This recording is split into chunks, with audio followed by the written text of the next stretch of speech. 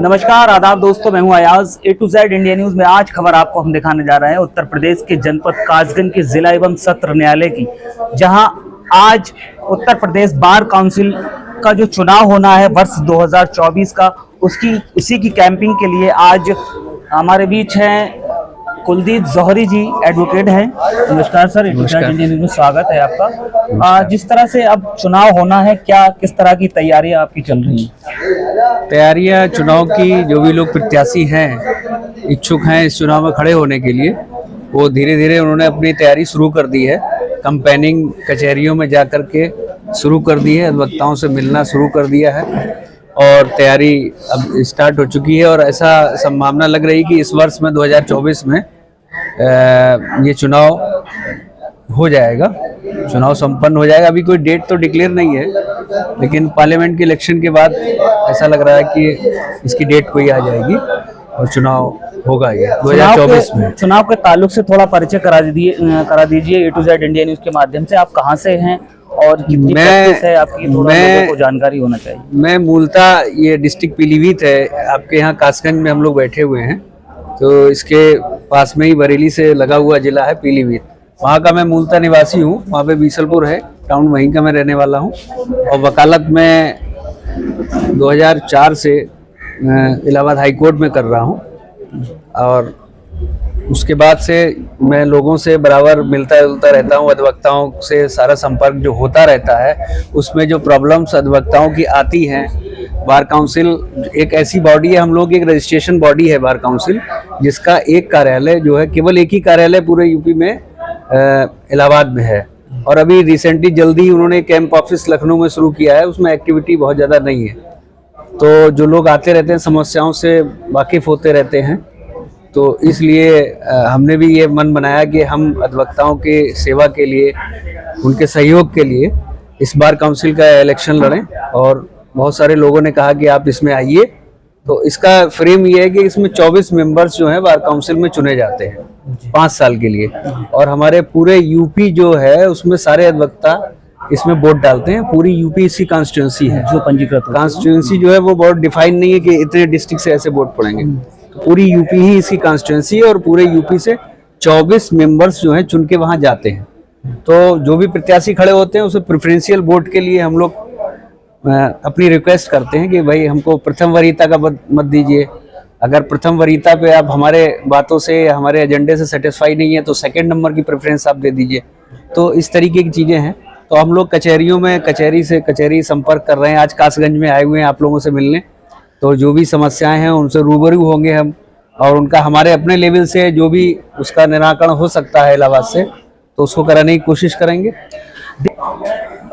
देखा यह गया है कि अधिवक्ताओं के साथ कई जगह ऐसी घटनाएं सामने आई हैं, और इसी के लिए bar council of Uttar Pradesh हमेशा आवाज उठाता रहा है, और इसी के लिए ये चुनाव होता है। और जिसमें जो bar council of Uttar Pradesh के अध्यक्ष चुने जाते हैं, वो सभी अधिवक्ताओं की जो समस्याएं होती हैं उन पर नजर रखते हैं, और इसी के लिए चुनाव कराया जाता है। तो कुलदीप जौहरी जी हैं जो अपने कैंपिंग के लिए निकले हुए हैं। सर, मैं जानना चाहूँगा अभी तक कितने जिलों का आपने दौरा किया है?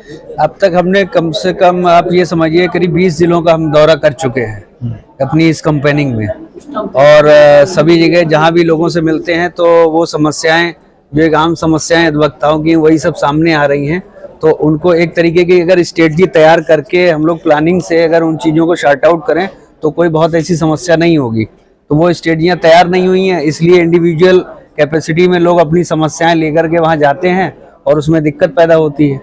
तो उन चीज़ों के लिए हम लोग प्रयास करेंगे।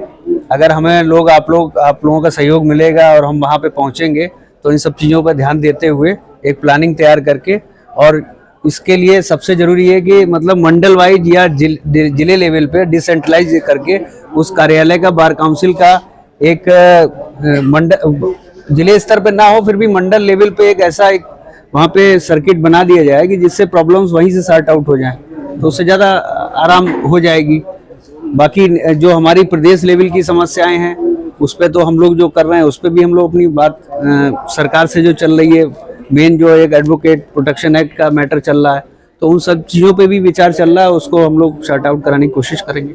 आप लोग भी थोड़ा परिचय करा दीजिए, आप कहाँ से हैं? आप सर थोड़ा सा परिचय करा आप रवि सक्सेना जी रवि जौहरी जी हैं, एटा से हैं, और आप भी हमारे साथ में हैं कंपनी में। आप श्री आलोक नगाई जी हैं, पूर्व अध्यक्ष हैं सिविल बार एसोसिएशन पीलीभीत के, आप हमारे साथ में आए हुए हैं कंपनी में।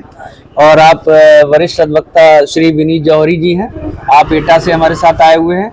आप श्री पंकज उपाध्याय जी हैं, आप भी एटा से हमारे साथ आए हुए हैं। और आप सब भाई लोग यहाँ कासगंज से मौजूद ही हैं हमारे लिए, हमारी बातों को सुन के, सारी चीज़ों को हम लोग एक दूसरे को समझते हुए आगे विचार विमर्श कर रहे हैं कि कैसे क्या इसमें आगे की बात की जाए।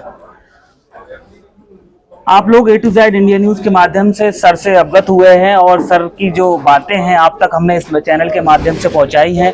तो आप जिस तरह से और भी लोग कैंपिंग में आप लोगों के पास आ रहे हैं, आप किसको चुनना है यह आप लोगों पर डिपेंड करता है, क्योंकि अधिवक्ताओं की काफ़ी समस्याएं हैं। प्रोटेक्शन एक्ट के लिए काफ़ी समय से मांग चलती आ रही है, जिसके लिए अभी हाल ही में 1.5 माह तक लगातार प्रदेश व्यापी जो हड़ताल चली थी, जिसमें सारे न्यायिक कार्य से सभी अधिवक्ता विरत रहे थे, लेकिन फिर भी वो कार्य अभी आज तक पेंडिंग चल रहा है। सर क्या लग रहा है, सरकार किस तरफ जा रही है, क्यों नहीं कर पा रही है ये? अब देखिए, ऐसा ना कि सरकार क्यों नहीं कर पा रही है, इसका तो बहुत ज्यादा उत्तर नहीं मिल पा रहा है अभी। वो भी आश्वासन दे रहे हैं और हम लोग भी अब आश्वासन पे चल रहे हैं। सरकार चाहे तो थोड़ा सा ध्यान अगर अधिवक्ताओं की तरफ ध्यान दे तो उसमें कोई बहुत बड़ी, इतना बड़ा कोई बहुत ऐसा एक्ट नहीं है। छोटा सा एक्ट एक फ्रेम होना है और वो एक्टिव हो जाएगा। लेकिन अब सरकार अपने तरीके से अपना काम करती है और हम लोग अपने तरीके से फिर उस मांग को उठा रहे हैं। भाई जितनी जल्दी वो हो जाएगा उतना ही अच्छा रहेगा उसके लिए। तो सभी की कोशिश ये है कि प्रोटेक्शन एक्ट लागू होना चाहिए, तो हम भी यही मांग करते हैं, प्रोटेक्शन एक्ट को जल्द से जल्द लागू किया जाए उत्तर प्रदेश में, जिस तरह से अन्य प्रदेशों में जो प्रोटेक्शन एक्ट को लागू किया गया है। देखते रहिए A to Z India news.